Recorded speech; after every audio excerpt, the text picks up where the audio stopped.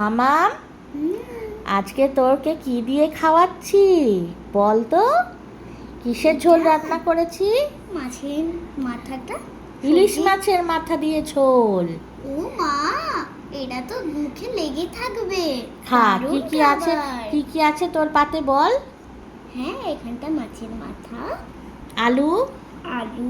আলুটা দেখা, এই সাইডে আছে। হ্যাঁ, এই যে আলু, আলু, কুমড়ো, বরবটি। গাঠি কচু। হ্যাঁ হ্যাঁ। আচ্ছা, এবার ঝোলটা মেখে খা। কিরম করে মাখতে হবে একটু দেখা তো, কিরম করে স্বাদ করে মাখতে হবে। কুমড়ো আর আলু দিয়ে গাঠি কচু দিয়ে মাখ। কুমড়ো আলু গাঠি কচু দিয়ে মাখ। মেখে একটু বরবটি দে। পুড়ে এই বরবটি নিয়ে। হ্যাঁ দে, দিয়ে এবার একটা একটা বাইট নে। হ্যাঁ নে। হ্যাঁ এইবার একটা, হ্যাঁ ঘিয়ের মতো।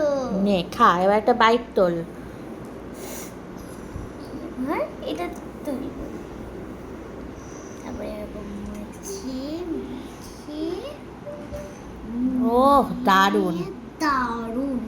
আর কিছু চাই নাকি? না না, আর কিচ্ছু চাই না।